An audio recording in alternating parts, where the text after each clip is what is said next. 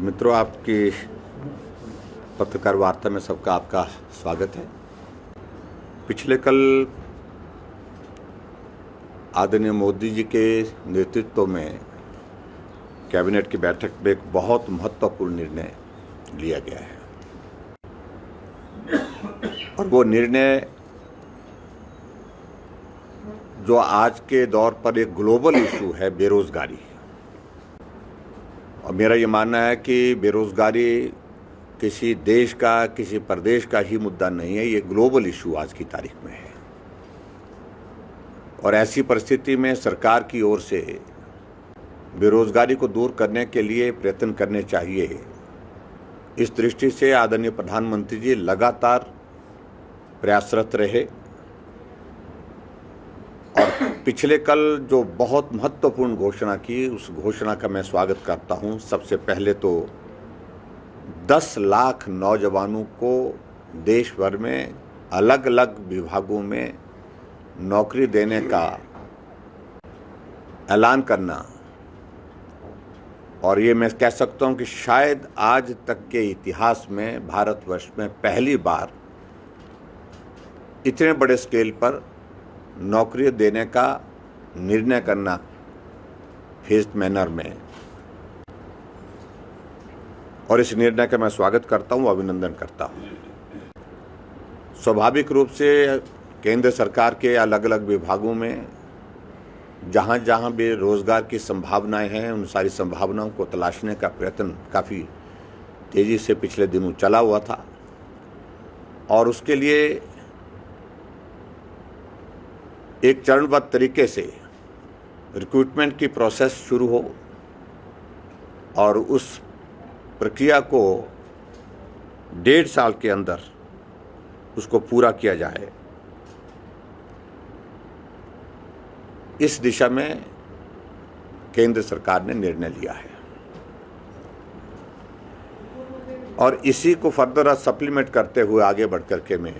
एक बात और कहना चाह रहा हूं। पिछले कुछ वक्त से हम देख रहे थे कि कुछ लोग विपक्ष के बहुत सारी बातों को लेकर के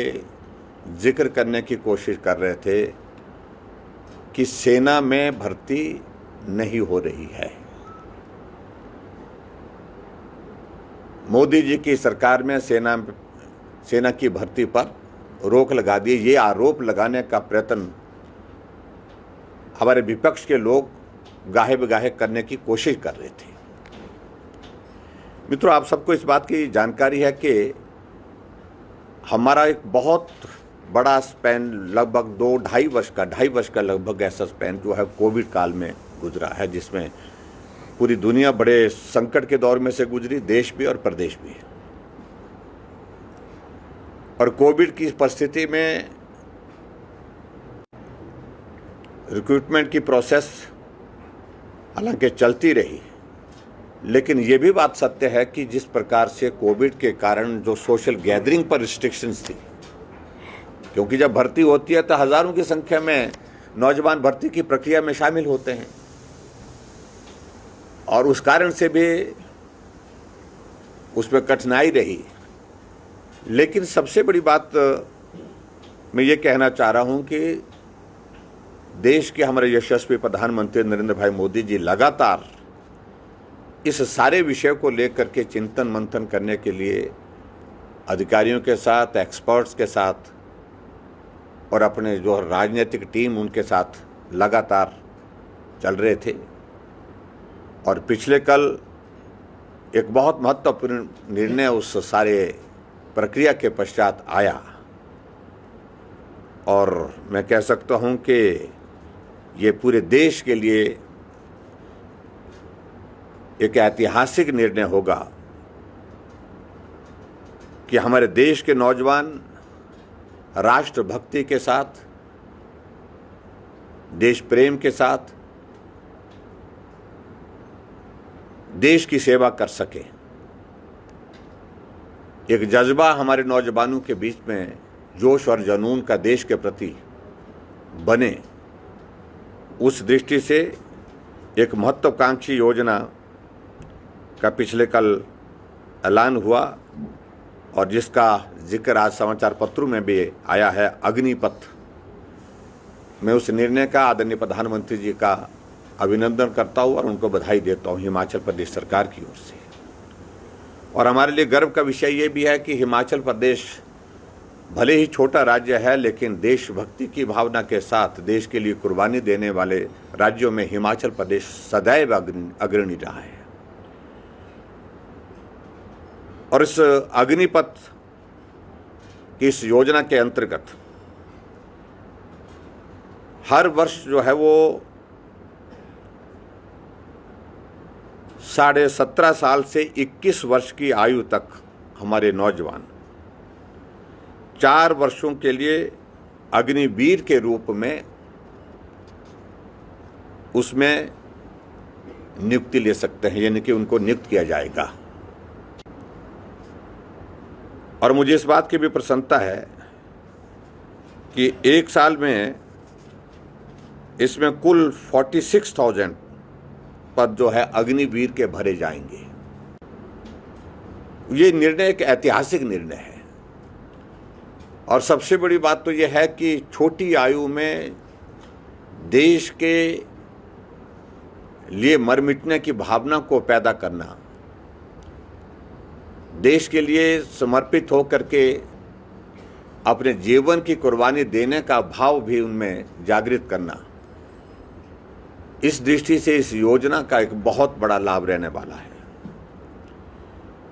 और मुझे इस बात की भी प्रसन्नता है कि जो अग्निवीर जिसमें उसमें जो जिनकी रिक्रूटमेंट होगी, तो उसमें सारी जो फिजिकल उनकी कैपेबिलिटी है, उनकी योग्यता है, और सेना में जो नॉर्म्स कुछ रहते हैं उन सारी चीज़ों को लेकर के डिसिप्लिन के उन सारी प्रक्रियाओं को पूरा करने के पश्चात इसमें चयन किया जाएगा। और चयनित होने के पश्चात 30,000 रुपये उनको सरकार की ओर से वेतन भी दिया जाएगा, पहली साल में 30 और बाद में 4 वर्ष पूरा होने पर शायद ये 40,000 तक पहुंचेगा, 40,000 तक पहुंचेगा। और उसी के साथ आगे बढ़ कर के इन अग्निवीरों को राशन, वर्दी, यात्रा भत्ता जैसी सुविधाएं भी प्राप्त होंगी, ये भी उसमें जिक्र किया गया है। और जो उसमें आगे और महत्वपूर्ण इसमें एक पार्ट इसमें है जिसका मैं जिक्र करना चाहूँगा कि प्रत्येक अग्निवीर को 48 लाख रुपए का बीमा छत्र भी जो है उनको प्रदान किया जाएगा। यानी कि बीमे का भी उनका प्रावधान 48 लाख का वो भी कवर उनको दिया गया है, ये भी साथ में जो है उसमें जोड़ा गया है। और उस बीमे के लिए कोई भी प्रीमियम उन नौजवानों को देने की जरूरत नहीं होगी। और सारी चीज़ों को उसमें ध्यान में रखते हुए ये भी तय किया गया है इसमें कि इन अग्निवीरों को 30 दिन का अवकाश भी प्राप्त होगा 1 वर्ष में, और आवश्यकता अनुसार जो है चिकित्सा अवकाश वो सुविधा भी इनको उपलब्ध रहेगी। अगर मेडिकल ग्राउंड्स पर अगर किसी को छुट्टी की आवश्यकता रहेगी और प्रॉपर उसकी मेडिकल चेकअप के बाद वो भी उसमें प्रावधान उसमें साथ में रखा गया है। और इसी तरह से चिकित्सा, CST कैंटीन की सुविधाएं ये भी अग्निवीरों को उपलब्ध रहेंगी। यानी कि लगभग जिस प्रकार से हमारी एक नॉर्मल रिक्रूटमेंट जो है हमारी इसमें फौज में होती है, आर्मी में होती है, और उसी तरह की सारी सुविधाएं लगभग जो है इन अग्निवीरों को उपलब्ध रहेंगी, ये भी उसमें जिक्र किया है। और आगे बढ़ करके इसमें यह भी इसमें प्रावधान किया कि 4 वर्ष का सेवा काल जब पूरा हो जाएगा, 4 ईयर्स जब कंप्लीशन के बाद, इन अग्निवीरों को सशस्त्र बल में 15 वर्ष तक नियमित सेवाएं प्रदान करने का भी अवसर दिया जाएगा। यानी कि इसमें भी 15 वर्ष के लिए नियमित सेवाएं प्रदान करने का अवसर जो है वो प्रदान करने की भी व्यवस्था है। और ये भी मैं इसमें कहना चाह रहा हूं कि सेना के संगठन की मांग के अनुसार अग्निवीर के प्रत्येक बैच को 25% उम्मीदवारों को सेना में शामिल किया जाएगा। 25% जो है इनकी रिक्रूटमेंट जो है वो जो नॉर्मल जो आर्मी के इसमें जो है वो करने का भी उसमें प्रावधान उसमें जोड़ा गया है। और आगे बढ़कर के ये भी मैं कहना चाह रहा हूं उसमें कि प्रत्येक अग्निवीर को 11,71,000 रुपए जो है वो सेवा निधि, एक बहुत अट्रैक्टिव सेवा निधि जो है का एक पैकेज उनको दिया जाएगा। और इसमें 30% मासिक योगदान जो है वो अग्निवीर का अपना होगा तथा इतना ही सरकार का रहेगा। कुल मिलाकर के 11,71,000 रुपये जो है उसमें सेवा निधि के पैकेज के रूप में उनको मिलेगा। और जो सेवा निधि का जिक्र मैं कर रहा हूं, इस पर कोई इनकम टैक्स जो है वो देय नहीं होगा।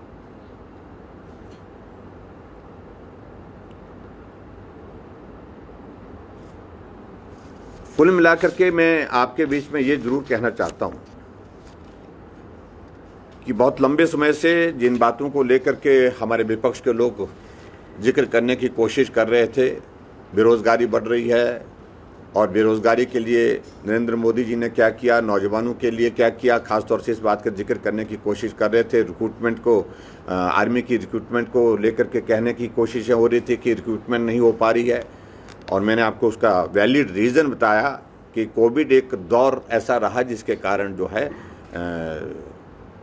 आर्मी में भर्ती की प्रक्रिया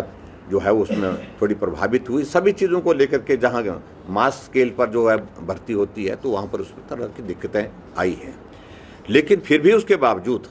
मुझे इस बात की खुशी है कि इन दो निर्णयों से, एक तो 10 लाख नौजवानों को 1.5 साल के कार्यकाल में पूरे देश भर में रोजगार उपलब्ध कराने की बड़ी घोषणा,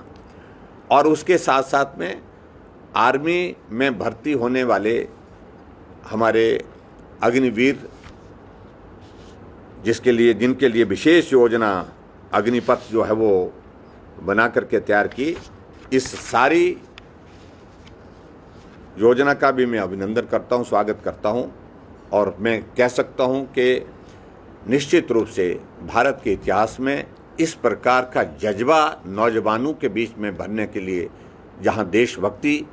जहां देश प्रेम, देश के लिए मर मिटने की भावना पैदा की जा सके, वो इस योजना के माध्यम से निश्चित रूप से और बलवती होगी और मजबूत होगी। ये मैं आपके बीच में कहना चाहता हूँ। और विशेष तौर से आज की पत्रकार वार्ता में मैं इसी विषय को लेकर के थोड़ा, हालांकि पिछले कल इसमें मीडिया में काफ़ी हद तक इसमें आ गया है, लेकिन मैं हिमाचल प्रदेश की ओर से इस देवभूमि और इस देवभूमि के साथ वीरभूमि जिस प्रदेश को कहा जाता है, यहाँ की जनता की ओर से आदरणीय प्रधानमंत्री जी के इस बहुत महत्वपूर्ण निर्णय का अभिनंदन करता हूँ और स्वागत करता हूँ।